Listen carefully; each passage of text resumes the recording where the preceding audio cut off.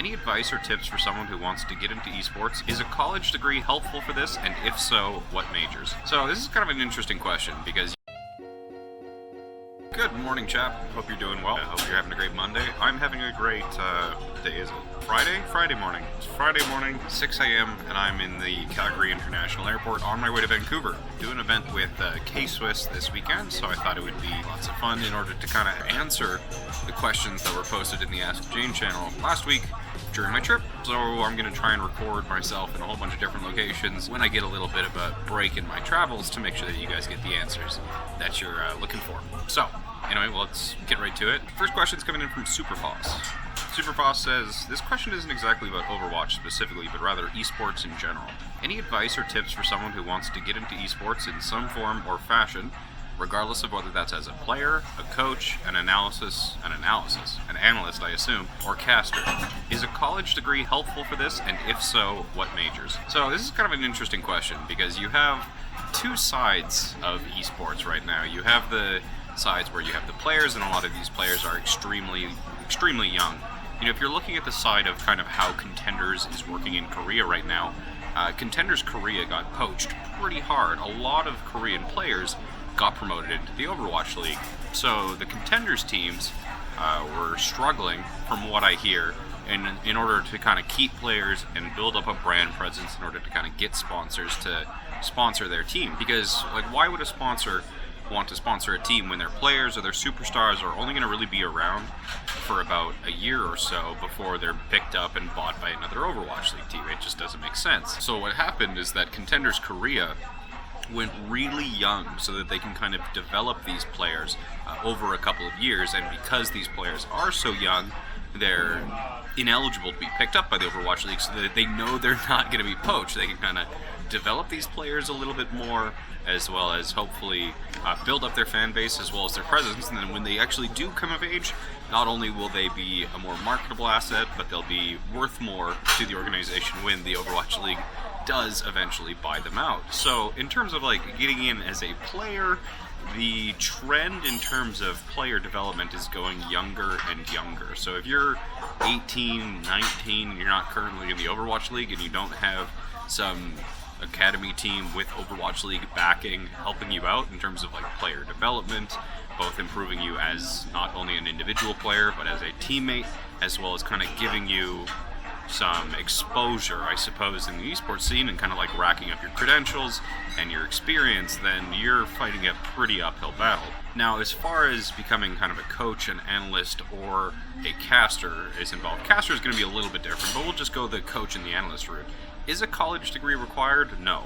Do a lot of people have college degrees who are casters, analysts, as well as coaches? Yeah, actually quite a few of them do. You know, people like Uber, I think it's Uber, who has a degree in aerospace. I studied aeronautical at the Royal Military College, and then Lemon Kiwi, who you should be familiar with, she helped cast the Tournament of Future Champions and is doing kind of a lot of work on the YouTube here. She actually has a master's degree. So you get a lot of like really educated people working in esports, but you can kind of tell from what I was going there with kind of the aeronautics, the biology side of things, is that a lot of these people who do have degrees, who are doing kind of analysis work, coaching work, or even casting, they're like the actual subject matter of their degrees isn't really relevant to what they're doing currently. What I like to think is happening is that just by the process of going through those degree programs, they gain a lot of kind of life experience as well as professionalism, like how to work with different people, how to approach difficult problems, how to solve those problems, as well as how to communicate their answers, their questions, their confusions. So is a college degree required to be involved with esports? No. Does it help? Yes, but not for the reasons you're probably thinking.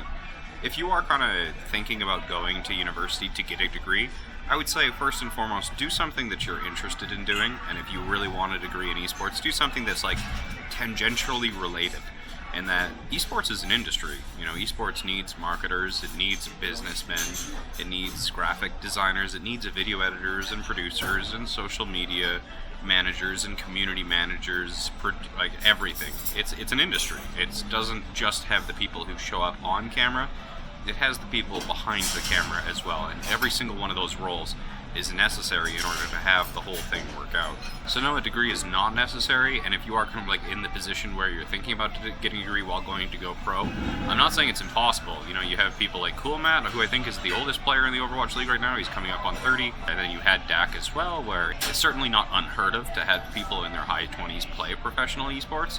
But if you're looking at the trend or the majority, certainly the majority do not. And I know of quite a few people in terms of the Tier 3 and the Tier 2 scene who have dropped out of school in order to do online and finish their high school. So there's a lot of people dedicating a lot to this dream of going pro, some more reasonable than others. But if I was to give anybody any singular piece of advice about going pro in Overwatch, is make sure that you have a plan A.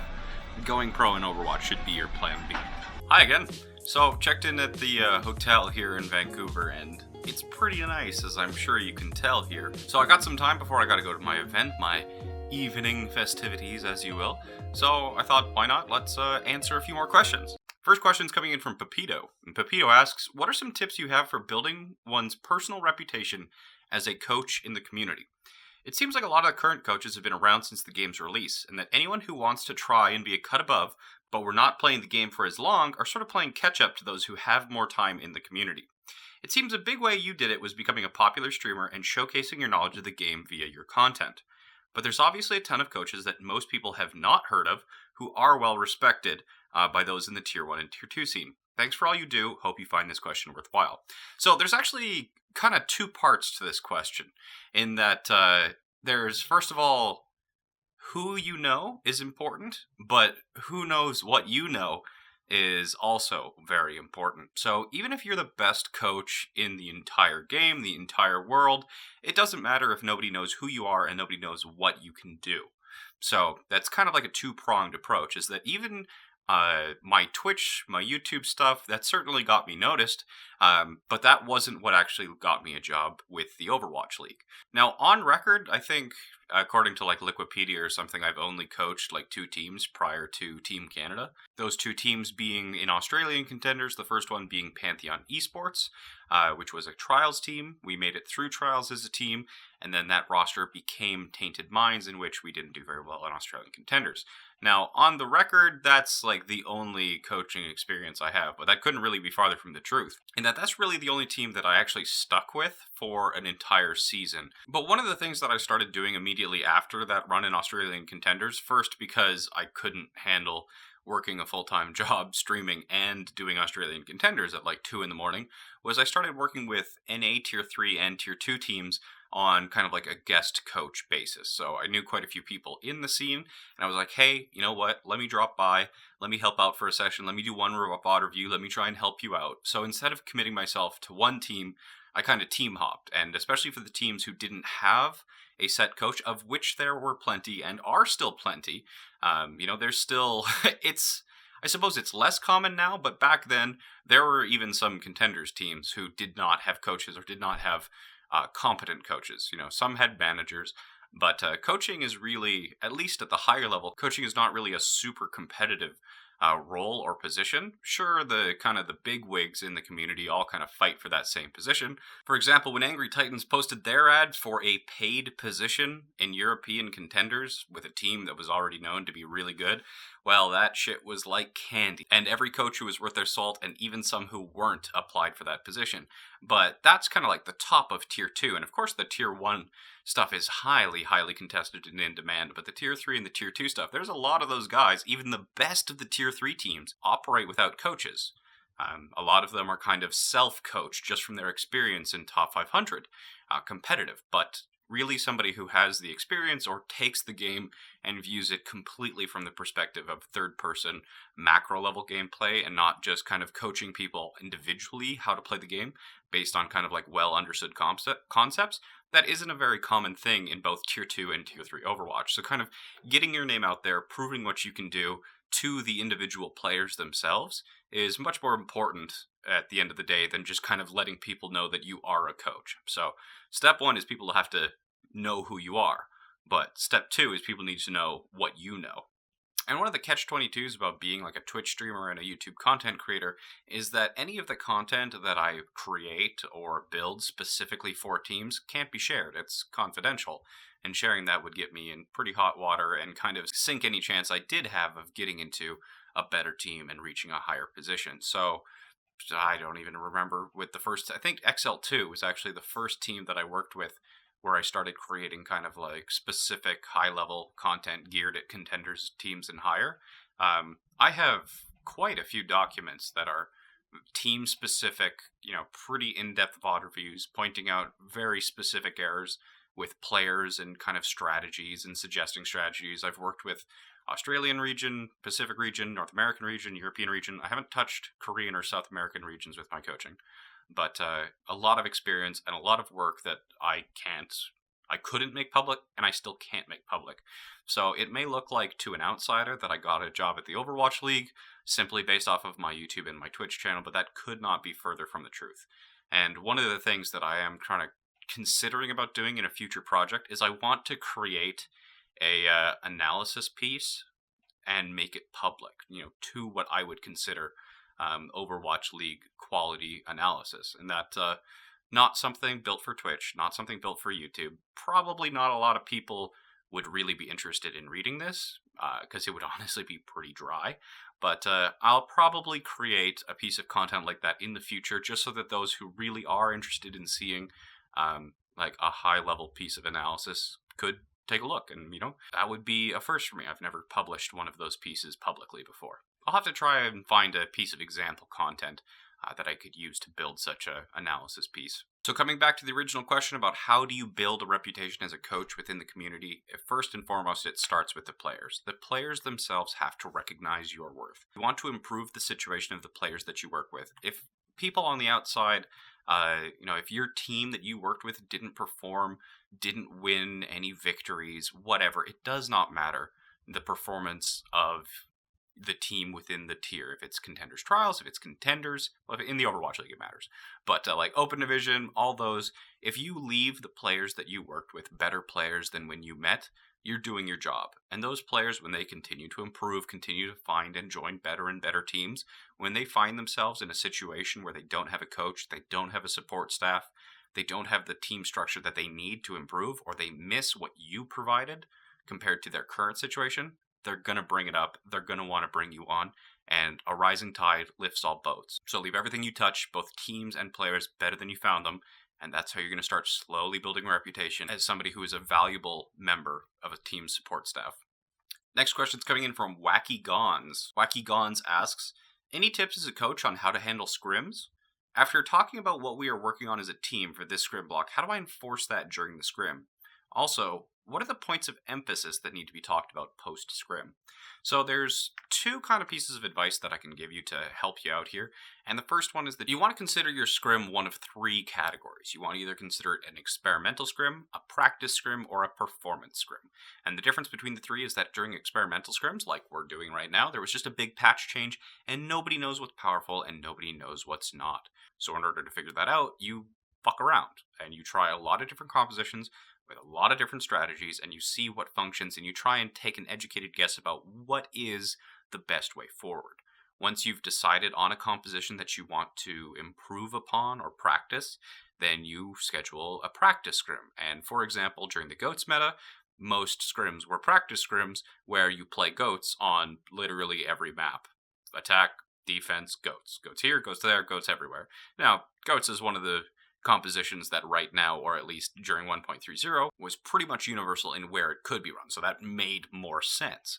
But if you were playing some like really wacky triple DPS solo heal dive something that you just experimented with, you're like, hey, maybe this is kind of the right path for us to go down. In order to figure that out, you have to run it basically in every situation, not only so you get more practice in, but so that people don't kind of like forget the improvements that you were making. They don't fall behind on kind of the iterations or discoveries you've made during the scrim, as well as you're going to be pushing the limitations of the composition that you think you've discovered, where it's weak, where it's strong, what its counters are, where it's unbeatable, and where it is a dead fish, and where it's just dead on arrival. And then the last, of course, is a performance scrim where you treat it like an actual game and you just play like you're going to try and win. So that means comp swapping, that means improvising if you have to, that means everyone on their A game doing absolutely everything that they need to win. And normally in those blocks, you'll play out the maps and not reset. So normally in scrims, you reset maps so that even if one team gets full held on their first attack,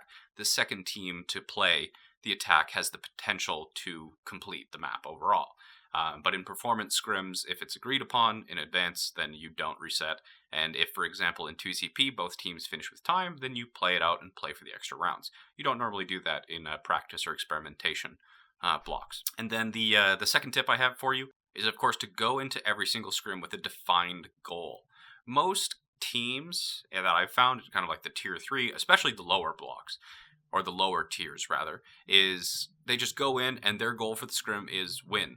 So there's a lot of things where winning isn't everything. Winning isn't everything. Even in VOD reviews, the reason we ask for losses in order to review them is so that we can see the largest number of mistakes, largest numbers of errors, which gives us the largest data set to look at for areas in which we can improve and just gives us more information about the composition.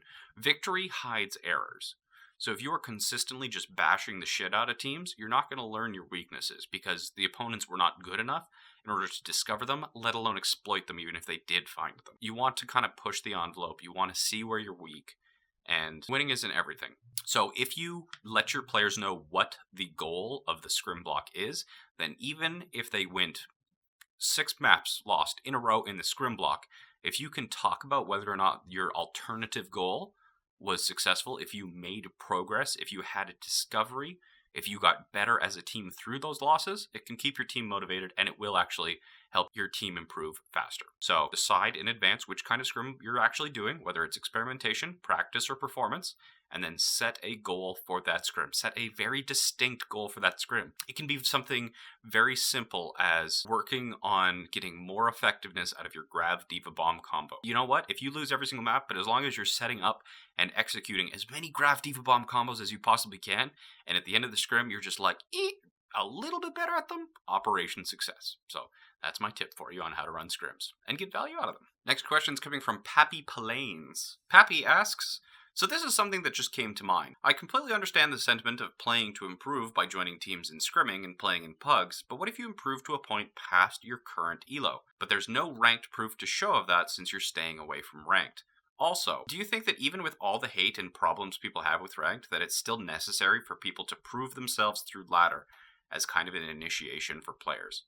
So I'll answer that second question first, and that yes, ranked is a necessary experience for most players. Because ranked is the baseline, ranked is the introduction, ranked is the invitation that gets you a tryout. But once you're in the door through that tryout process, your rank no longer matters. But rank is not the only way to get an invitation to a tryout. If you have previous experience, if you have previous performance in tournaments, anything like that, if you come highly recommended by a former teammate, a former coach, or were scouted in a tournament despite your team's bad performance, those are all ways that you can get invites to try out for better and better teams. During the initial process of looking for a team, if you have none of these, if you have no reputation, if you have no performances, no track record or anything like that, your first introduction, your very first impression is going to come from your SR. Will eyebrows be raised if you're not consistently top 500, 45, 4600 as you move through contenders in the Overwatch League? Yes. Will it actually matter anything when you actually play in those games in contenders? No. You know, Overwatch League players have hit masters before on the ranked ladder because of bad loss streaks, and, you know, it's been known that kind of like some support players who solo queue in ranked sit around like 41, 4200 on the ranked ladder, as when they're on kind of like one of the better Overwatch League teams. Ranked and Overwatch League are a different experience. And coming back to your second question, if you are improving past the point where that your elo reflects, then if you want to kind of just buff that up, you should be able to just like 2 or 3 stack with some of your teammates and get back to the point where you, at least you think, you deserve. But the ranked system is relatively accurate within like 200 or 300 SR. So if you're kind of like Diamond and you think you've improved to the point where you should be in GM based on pugs, based on scrims, you're probably wrong. The chances of you being able to perform on a Grandmaster plus team while being in the ranked solo queue ladder at Diamond player is very, very, very low. I can see this happening within the Grandmaster ranks. Outside of the Grandmaster ranks, there's just a massive discrepancy in skill that it won't ever become a relevant factor. And I've got time for one more question before I head to dinner. And that question is going to be coming from Moonshine. Moonshine asking, if you can tell us, what are your responsibilities as an assistant coach? Do you stick to a certain thing like strategy? Do you work with individual players on individual things? Are you responsible for the academy team? I'm always curious as to what your job entails for the Dallas Fuel. So my job on the Dallas Fuel is as an assistant coach, specifically as a position coach. So the position that I work with is the support players. So Harry Hook, Unco, and Closer are the 3 players that I work with the most. Now, what does a position coach do? First of all, I can take a look at, during scrims, first-person perspectives of Unco, Closer, Harry Hook, of the supports, and ensure that they are getting focused feedback about their micro plays. So about the usage of their sleep darts, the usage of their anti-nades, the usage of amp, the usage of shield bash, the communication of those abilities. When we're taking a look at the micro plays of individuals, that's my role, is making sure that I'm pushing the individual mechanical play of our players as high as it can possibly go. The second thing that I'm doing is making sure that they are aware of their role within the overall strategy. So if we're playing a new strategy that requires the sports to do something different, or if Vol'jin, who primarily works with strategy along with some other members of the team, come up with a new strategy, but they aren't really quite sure about what the supports should be doing, when they should be rotating, where they should be positioned, then I'm the one who goes into custom games, joins the players, and we try and figure out what is the best way to play this map in this situation, in this instance. Try and be as methodical as possible with all of the different variables. So not only am I focused on the micro play of the Dallas Fuel support players, but I'm ensuring that the support players understand the macro play and that all of our macro plays are sound strategically from a support's perspective. And of course, my needs will change based on what the team is doing at any moment. However, that is always going to be my primary focus when we're at full staff and we're just scrimming like normal, ready to kick some ass in the Overwatch League. Okay, so I'm at the Yaletown docks right now. I had some time before my flight back to Calgary, so I thought I'd get a few more questions in here. I don't know, this video, I don't even know how long it's going to be. I wonder if we're going to close up on an hour. But anyway, first question's coming in from EMF, and he says, hey Jayne, what would you recommend a 3.9k team be playing in scrims right now? We're not really sure what the meta is shaping up to be, as Contenders is still in the old patch. Thanks. Well, everyone's kind of experimenting right now, and nobody's really sure what the meta is. You know, everyone has a different kind of approach to what are things going to be on the 1.31 patch. Brigitte, it's kind of obvious by this point that the changes to Brigitte were indeed a nerf, like most people suspected, which means that usually the first level of iteration onto a new patch is going to find a composition that is similar in characters and playstyle so that you don't have to learn a new playstyle. So you kind of see this happening in hero bans a lot, in that when you do have something like Brigitte banned and a team really likes running that tank rush style of play, then the first thing that those teams go to is something that they don't have to change their overall playstyle in order to be successful on. So in that example, they might go like quad tank or something.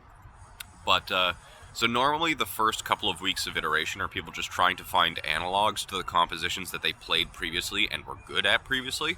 And only once people kind of try to settle on what is the newest or most powerful version of those iterations do then they try to solve counters to them. So we're still really early in the process, but in terms of like what you as a 3.9k team should do, you can certainly take inspiration from Contenders teams, but I wouldn't try and actually copy them, because you never really know what exactly they're running or how they're actually running it. In terms of like just looking at GOATs, for example, there's a lot of things that go into GOATs and a lot of things that are not obvious on the first viewing. So yeah, you can see that they're just running 3 tanks and 3 supports and just generally pressing W at the opponent, but it does get a lot more nuanced than that. And I would be cautious to just blindly copy what the Contenders players are doing, because if you are, as a player, moving up through the path to pro system and the only thing you're doing is copying, well, you're shooting yourself in the foot. You need to understand why the compositions are the way they are. Does it have to do with hero pools on that team? Does it have to do with XYZ? But at the end of the day, at 3.9 especially, compositions can help, but they're not deal-breaking. You know, you saw like Shoe's Money Crew running quite a lot of Doomfist during the Open Division NA playoffs last year, or last season rather, and they did really well, even though that wasn't meta in the Open Division. So, and the other good thing about not sticking to meta is that you know that your opponents won't have practiced against you, so you have that advantage. Whereas if you play kind of like an off-meta composition, something a little bit offbeat, when you do go into an official, you'll have practice against the meta compositions, but they won't have practice against you. So be creative. Try and find a composition or a strategy that works for your team.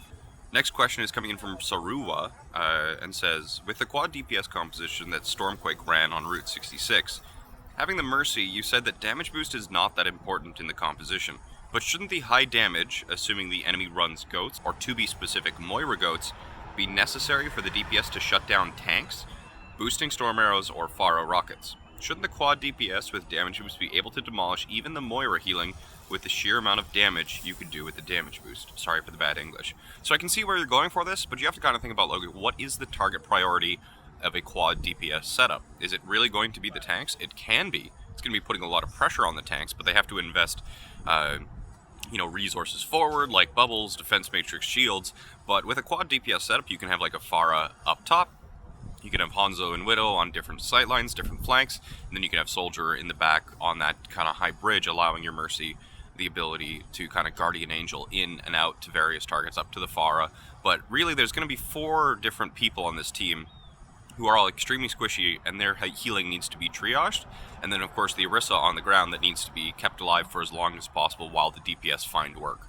So when you're finding things like Hanzo headshots, Widowmaker headshots, Pharah is going to be able to not be able to one-shot, but the damage boost helps with her ability to 2-tap, but she can still 2-tap or at least follow up on, if Hanzo lands a body shot or Widow lands a body shot and then there's a direct from the Pharah, there's a lot of ways that you can actually take apart supports like Lucio, Moira, Ana, Zenyatta, any of those characters. And if you take apart the supports first, instead of trying to burn through the defensive resources of the tanks, then the composition will fall apart a lot more easily. So, with the benefit of having those long-range characters, you can put them on different sight lines, and it makes it very difficult for the GOATS composition to keep their supports alive. And the healers are basically the fuel in the fuel tank. If you've got no fuel, the car is just going to stall out and die. It's the same principle about when you're kind of like defending Hanamura or something with like an Orisa defensive composition, and then you've got Junkrat on one high ground and Widowmaker on a flank high ground.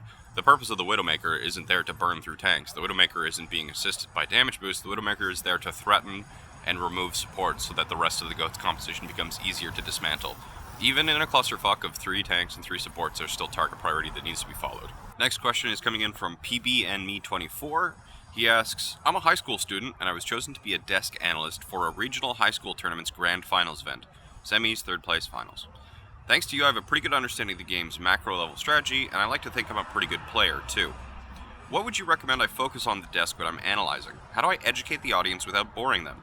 What kind of things should I be paying attention to while watching the game that the average viewer or caster would miss, but the audience should know? Thanks in advance. So you want to kind of have a mix here, and then we've actually been kind of struggling with this question ourselves. Not really struggling, but exploring this question when we're taking a look at producing our tournaments for like the Tournament of Future Champions for the Tier 2 and Tier 3 scene, is that when we're trying to both cast and spectate it, we want to kind of bring a story into it where the viewer can follow. So with the spectating, a couple of the things that you can do is on attack. So if you're doing like Dorado or something, you primarily spectate the attackers throughout the entire the entire duration of the round. And then if something happens and somebody does something on the other side, then you're going to like pay attention more to them.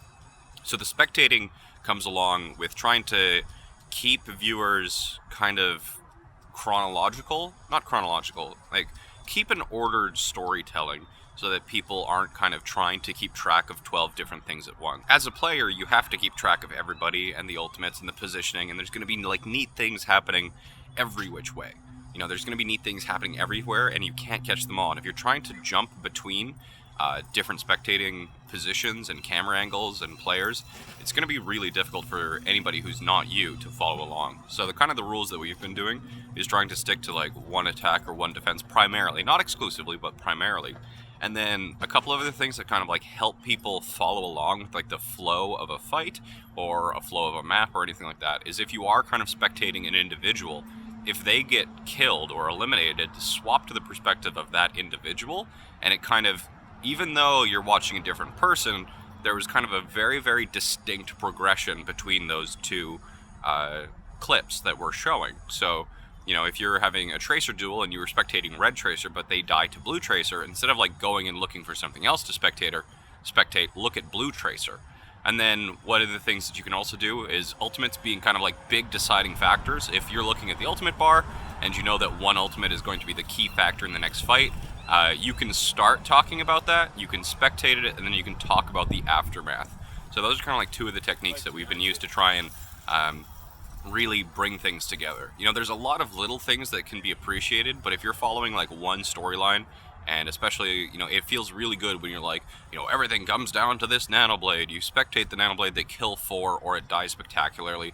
That becomes a story, and although it's kind of on the lower end of complicated, or the lower end of depth to Overwatch, it's still very easy to follow, very easy to appreciate, and you don't really need to get into the nitty-gritty details of analytical Overwatch. That's what you can do kind of like between the games. But usually I don't want to whenever I'm kind of doing a desk or trying to work with a team with an audience, you usually don't try and focus on too many things at once. Just focus on like one or two and talk about how they need to kind of like fix that. Are they fixing it? Have they figured out that that's the problem? Are they going to try and patch it, or are they just kind of trying to ignore it and play where they're strong instead? It's just keep it simple and keep it all connected. It should be pretty good for your audience in order to follow it, even if they don't play Overwatch. My parents watch Overwatch.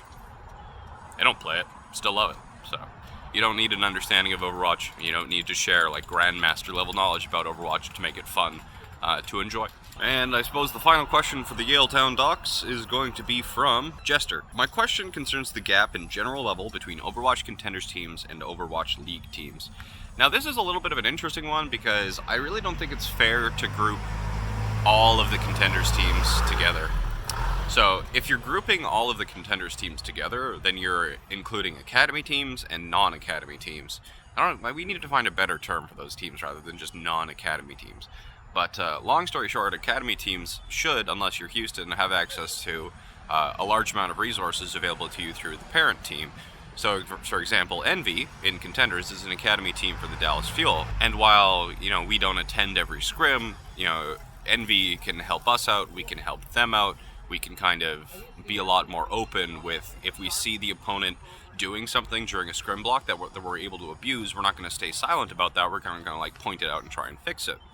So, not only do Contenders teams get the resources of actual Overwatch League teams, their parent Overwatch League team, but they have salaries, so they have the ability to, in negotiations, if it's going to be kind of like there's this one good player on the table, is he going to sign for a salary, or is he going to sign for, is he going to work for free on a worse team? Well, it's not really a hard decision. So, Academy teams should, on paper, be quite a bit better than non-Academy teams. That doesn't always happen. You do kind of have both of the outliers, where you have teams like GGEA, and then you have teams like Last Night's Leftovers, which is now Atlanta Academy. You have the extreme ends of either. But on a whole, Academy teams should be a lot closer to the Overwatch League level, and I think that that gap between Contenders and the Overwatch League has closed and will continue to close as kind of time goes on, these teams not only spend more time working with their Overwatch League teams, but as people, we saw it on Skyfoxes. Now, Skyfoxes obviously didn't play very well, but it's a trend in that people who leave the Overwatch League aren't always leaving Overwatch. They're going back to Tier 2 to try and make it onto another Overwatch League team. So, I think that over time, the distance or the skill between Contenders and the Overwatch League will close, specifically for the Academy teams, the ones that are putting in time to work with their parent teams. But and I think that gap was a lot larger, last year. But it's not like Overwatch League teams completely stomp Academy teams in scrims. Like, Academy teams can win a couple maps. It's not going to be the majority, obviously, or else the Overwatch League team isn't doing their job. But it's not a complete stomp in scrims. It's Overwatch, especially in GOAT, so things can happen. Another quick question coming in from Emilio. Emilio asks, what kind of group warm-ups do you recommend for the team to do before starting a scrim?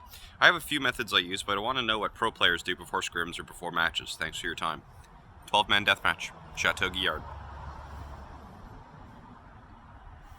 Warm up your mechanical skills, have a good laugh with the team, kind of relax before the seriousness of the day begins. Just a 12-man deathmatch on Chateau Guillard. That's all we do. Another quick one from P. Schnooney.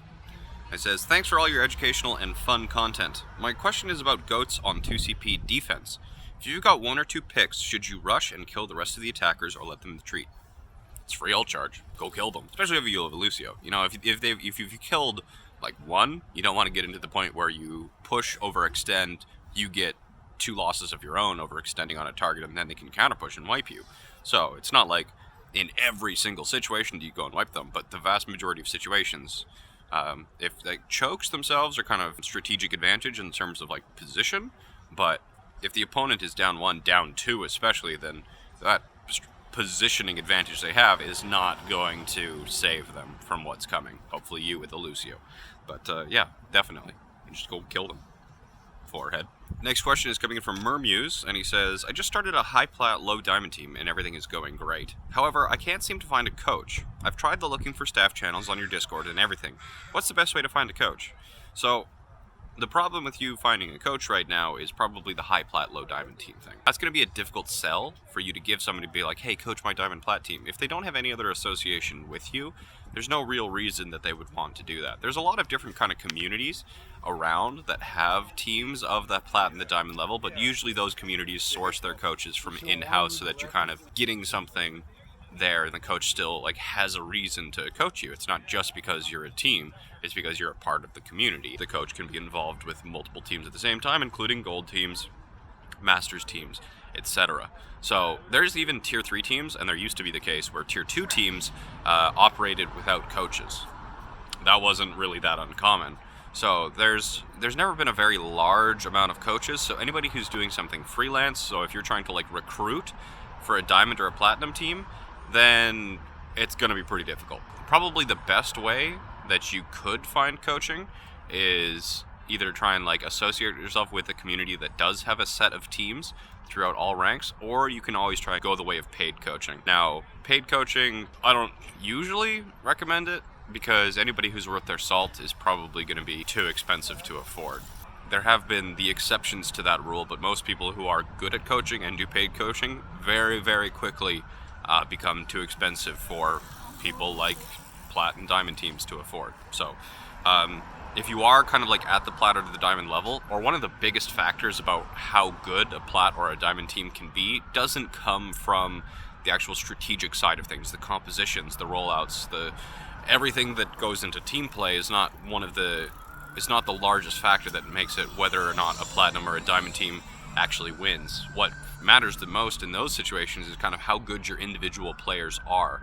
So the best way to improve as a team is improve as a person. Now, that doesn't mean you shouldn't play as a team when you're plat or diamond, because playing on a team is fucking fun. Like, it's way better. It's how Overwatch was meant to be played. You know, you can try and get some kind of baselines, like pick 1 or 2 compositions, but I wouldn't really go too much into the macro. More focus on your individual plays, your kind of 2-man and 3-man synergies between like how do your Lucio and your Zenyatta play together, how do your Winston and your Diva play together, and trying to figure these things out on your own and going through like the critical thinking process of it should make you guys better Overwatch players overall. So if you're on a plat or diamond team, don't think like a coach is a necessity. There's tier 3 teams who operate without coaches and they do just fine. So if you're doing it to learn, sure. If you're doing it to have fun, sure. But if you're doing it to improve, probably not the most optimal solution for you. Hope you enjoyed. If you do want to submit a question of your own, join the Discord. The link is in the description below, and check out the Ask Jayne channel. I'll take the best questions that we get all week and then answer them probably once a week. Happy Monday. And yeah, enjoy the rest of your week. Bye now.